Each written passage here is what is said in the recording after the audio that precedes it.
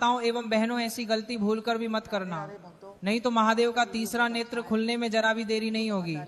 एक ऐसी भारी गलती है जो महिला तो खास करके करते हैं, पुरुष तो थोड़ा बहुत करते ही करते हैं।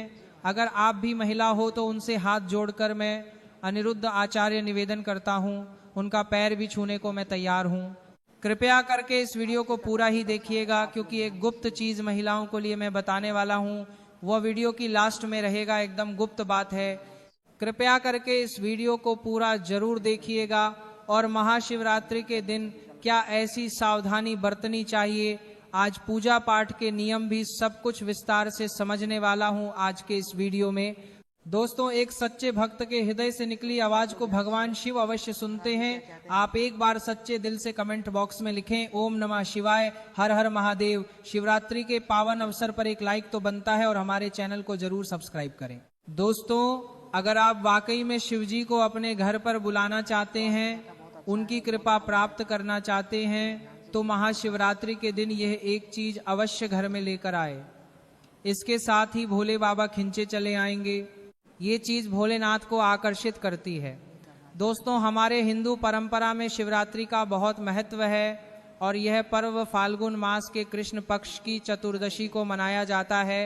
माना जाता है कि एक दिन प्रकाश के रूप में शिवजी प्रकट हुए थे और शिवजी का विवाह माता पार्वती के साथ इसी दिन हुआ था। इस दिन अगर आप सिर्फ पूजा पाठ करते हैं तो यकीन मानिए जीवन में सुखों की प्राप्ति होती है। तमाम तरह के प्रयोग हम करते हैं, लेकिन अनजाने बस हम कुछ ऐसी गलतियां कर देते हैं कि पूजा में मिलने वाले पुण्य की जगह हम कहीं ना कहीं पाप के भागी हो जाते हैं या फिर हमारी पूजा ही निष्फल हो जाती है।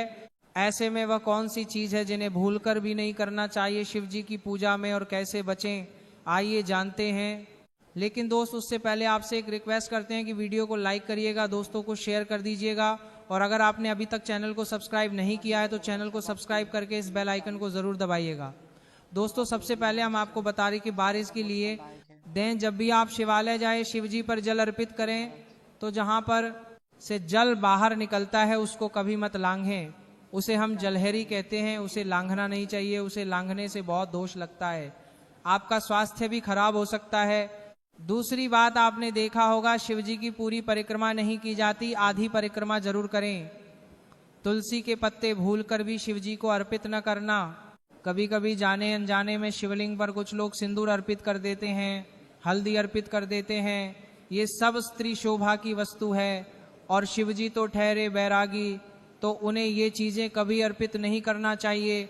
हम जो पूजा करते हैं तो प्रभु की भक्ति में बहुत ज्यादा ही डूब जाते हैं, ऐसे में और भी बहुत तरह की गलतियां हो सकती हैं।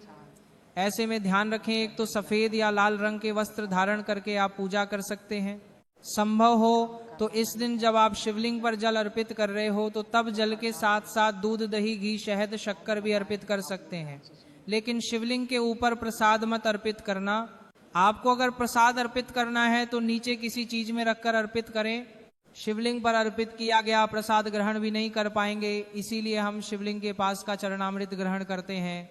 दोस्तों, महाशिवरात्रि के दिन अगर आप रात के समय पूजा करते हैं, प्रदोष काल में करते हैं, तो आपको इसके फल ज्यादा मिलते हैं। हालांकि रात्रि जागरण का भी विधान है। शिवजी को भूलकर भी कुछ ऐसे फूल हैं जिन्हें अर्पित नहीं करना चाहिए। आप जब भी शिवजी की पूजा करेंगे महाशिवरात्रि पर तो शिवजी के साथ जगत माता पार्वती की पूजा करें, दोनों का आशीर्वाद एक साथ आपको मिलेगा। बेलपत्र बिना अर्पित किए तो आपकी पूजा ही अधूरी रह जाएगी। आप उस पर चंदन केसर या फिर अगर पाउडर वाला चंदन है तो उसे पानी में घोलकर आप ओम लिखें या राम लिखें, फिर शिवलिंग पर नमः शिवाय कहते हुए बेलपत्र उल्टा करके अर्पित करें।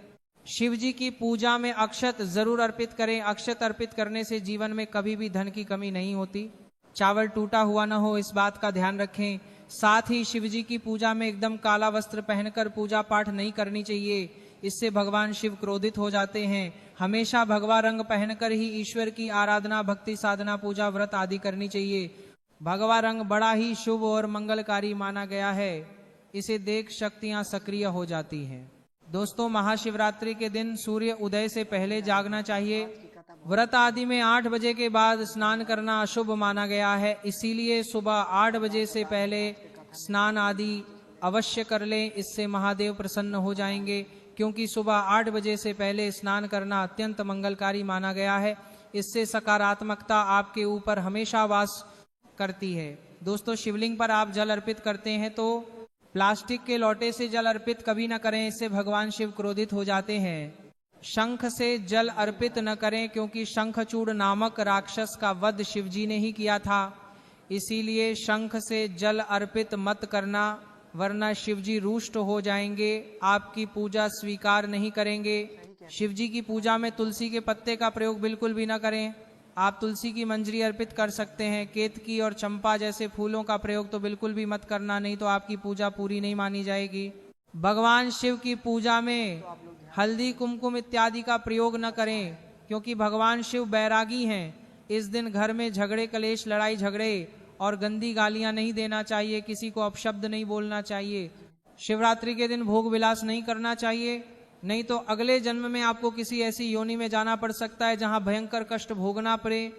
इस दिन ऐसा करने पर नरक की प्राप्ति हो जाती है। दोस्तों, जहां तक संभव हो व्रत रखें। अगर व्रत नहीं रखते हैं तो सात्विक भोजन घर में बनाएं और ग्रहण करें। शराब, लहसुन, प्याज, मांस, मदिरा इत्यादि का बिल्कुल भी प्रयोग न करें। और इस दिन जितना ज्यादा हो सके नमः शिवाय का जाप करें। जितना ज्यादा आप जाप करेंगे, आप जितना ज्यादा शिव जी के करीब रहेंगे, उतना ही जल्दी आपको उनकी कृपा अवश्य मिलेगी। क्योंकि पूरे साल हम इस दिन का इंतजार करते हैं, भला हम इस दिन को कैसे छोड़ सकते हैं। इसीलिए भगवान शिव की आराधना शिवरात्रि पर हर हाल में करना चाहिए। दोस्तों, इसके साथ ही और भी कुछ ऐसी चीजें हैं जो शिव जी की पूजा में महत्वपूर्ण है। जैसे कि शिव जी की पूजा में अबीर जरूर अर्पित करें और पूजा समाप्त होने पर दक्षिणा जरूर दें।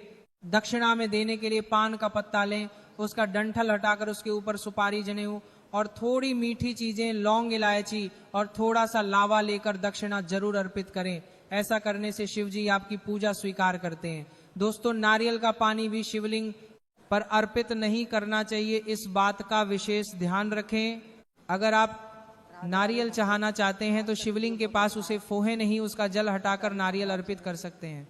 लेकिन शिवलिंग पर नारियल जल चढ़ाना वर्जित है। आप कमल का फूल अर्पित कर सकते हैं, पर कुछ चीजों का ध्यान जरूर रखिएगा। दोस्तों, आप जानते हैं शिवरात्रि के पावन अवसर पर वो कौन सी 5 चीजें हैं जिन्हें घर में लाने से महादेव की कृपा सदैव बनी रहती है। भगवान शिव इन चीजों के साथ आपके घर पर चले आते हैं, तो आइए जान लेते हैं।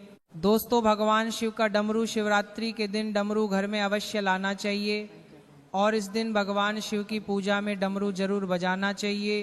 इससे भगवान शिव प्रसन्न होते हैं। हमेशा भगवान शिव के पास डमरू जरूर रखना चाहिए। दोस्तों, अगर आपके घर में शिव परिवार की कोई तस्वीर या मूर्ति नहीं है तो इस खास मौके पर यानी महाशिवरात्रि के दिन शिव परिवार को घर में जरूर लाएं। इसके साथ ही भगवान शिव की कृपा सदैव आपके परिवार पर बनी रहेगी। दोस्तों, महाशिवरात्रि पर रुद्राक्ष अवश्य लाएं।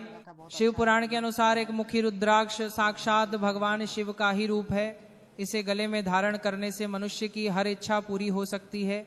अगर इस रुद्राक्ष की पूजा करके धन स्थान यानी तिजोरी में रखा जाए तो धन से संबंधित परेशानियां हमेशा के लिए समाप्त हो सकती है। लेकिन शिवरात्रि पर रुद्राक्ष का घर में होना भी बहुत ही शुभ और मंगलकारी होता है। दोस्तों, अगर शिवरात्रि पर आप महामृत्युंजय यंत्र लाकर अपने पूजा स्थान पर स्थापित कर रोज उसकी पूजा करते हैं तो इससे सुख समृद्धि बनी रहती है। इसके साथ ही भगवान शिव भी खिंचे चले आते हैं। ऐसे घर में सदैव भगवान शिव का वास होगा। दोस्तों, शास्त्रों के अनुसार माना जाता है कि एक त्रिशूल अगर किसी मंदिर में भेंट किया जाए या अपने हाथों से खुद लगाया जाए तो ऐसे व्यक्ति को जन्मों जन्मों तक गरीबी का सामना नहीं करना पड़ता। भगवान शिव की कृपा ऐसे व्यक्ति पर हमेशा बनी रहती है। महाशिवरात्रि पर मंदिरों में एक त्रिशूल अवश्य दें। खास शिवरात्रि के दिन ही ऐसा करें, लेकिन बाकी दिन भी आप ऐसा कर सकते हैं। दोस्तों, महाशिवरात्रि पर मोर पंख अवश्य घर में लाना चाहिए। किसी खास मौके पर ही मोर पंख घर में लाना चाहिए। बहुत ही शुभ और मंगलकारी माना जाता है। मोर पंख कई दिव्य शक्तियों से भरा पड़ा है।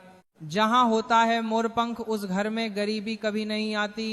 ऐसे घर पर सदैव भगवान कृष्ण की कृपा हमेशा बनी रहती है। दोस्तों, शिव पुराण के अनुसार माना जाता है कि महाशिवरात्रि पर व्रतधारी को धतूरा अवश्य खा लेना चाहिए। भले ही आप थोड़ा सा खाएं, लेकिन खा जरूर लें, इससे व्रत पूरा हो जाता है। इस दिन इसे खाने से संपूर्ण फलों की प्राप्ति हो जाती है। अगर आप भंग नहीं खाते हैं तो इसे थोड़ा बहुत चख लें, नहीं तो आपका व्रत अधूरा माना जाएगा। दोस्तों, महाशिवरात्रि के पावन अवसर पर कमेंट बॉक्स में लिखें ओम नमः शिवाय।